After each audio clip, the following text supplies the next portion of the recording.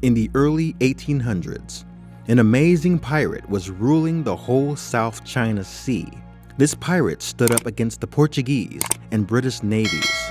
Now, this person, Ching Shih, wasn't your typical guy with a pirate hat and a wooden leg.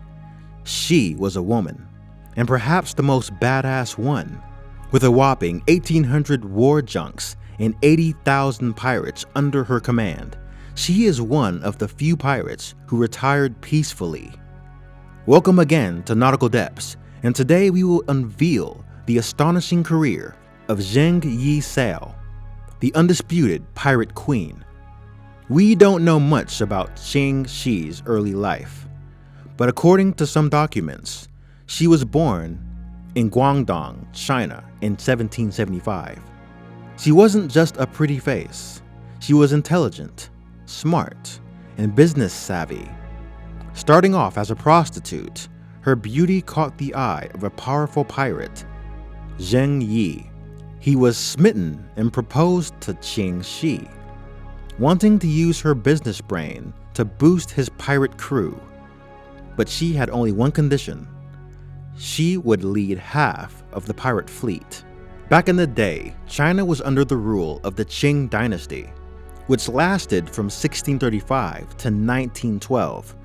In the early 1800s, different pirate gangs were doing their thing, but Zheng Yi, the husband of our pirate queen, did something really cool.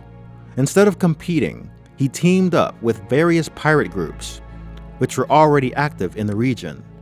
They decided to work together, sharing the loot they grabbed. Teamwork made them strong enough to face off against the Qing Navy and European navies in the South China Sea. Here's something interesting.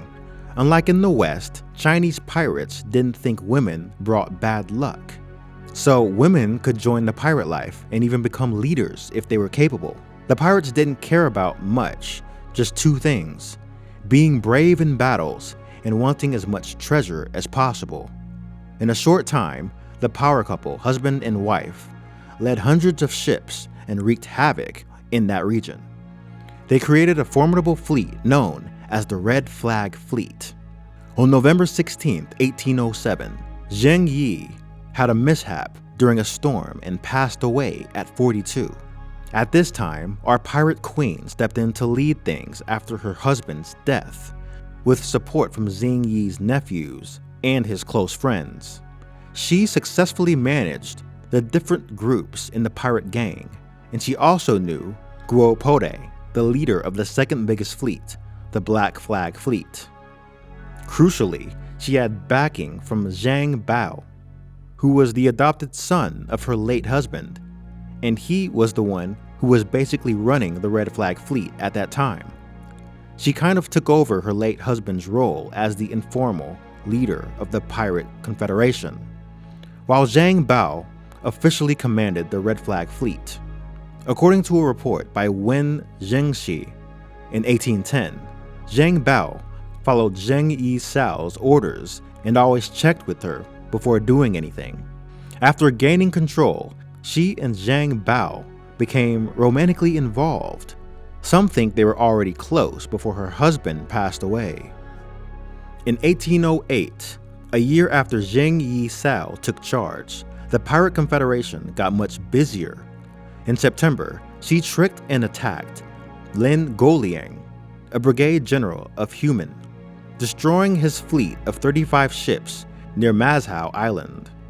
A month later, in October, she, along with her new husband, Zhang Bao, defeated Lieutenant Colonel Lin Fa near Weiwan Island, reducing the Chinese provincial fleet by half and opening the way for pirates to enter the Pearl River. The year 1809 was eventful for the Pirate Confederation under Zheng Yi Sao's leadership. In March, Provincial Commander Sun Quanmao engaged a small group of pirates near Dawanshan Island. To tackle the situation, she took command of the Red Flag Fleet and the White Flag Fleet, directing Zhang Bao to engage from the front while flanking Commander Sun from the sides. The battle ended with Sun being routed. On July 21st, the Qing Navy struck a blow to the pirate confederation, killing Liang Bao and destroying his white flag fleet near Jinwan district, Zhuhai. Despite this loss, Zheng Yi Sao ordered a massive raid in August. Her new husband, Zhang Bao, raided Dongguan, Guo Podai raided Shunde, and Zheng Yi Sao led a raid around Xinhui, causing significant harm and casualties. In late October, the provincial fleet, now under Sun Quanmao's command, faced off against Zhang Bao, but was defeated near the town of Shawan on October 21. Even after this battle, the pirate adventures continued in full swing. The year 1810 marked the end of the Pirate Confederation, and there are different views on why the pirates decided to surrender. By early 1810, the pirates saw they had enough power to negotiate surrender without facing punishment or paying reparations to the Guangdong government. Guangdong was eager to put an end to piracy, and they were willing to legitimize the pirates' authority in exchange for retirement. Another perspective suggests that by late 1809, things were not looking good for Zheng Yi Sao and the Pirate Confederation. Guo Podai, leader of the Black Flag Fleet, refused to help during the Battle of Tung Chung Bay and later clashed with Zhang Bao near Humen. On July 13, 1810, Guo Podai surrendered to the viceroy of Lianguang, Bai Ling, earning the rank of sub-lieutenant. The Portuguese and the British also got involved. On September 15, 1809, the British ship Mercury joined 60 provisional warships in patrolling the Pearl River. On November 23rd, the Portuguese agreed to have 6 ships patrol between Humen and Macau in collaboration with the Chinese provincial fleet. Bai Ling's strategy of militia training and embargoes disrupted the pirates' supply lines.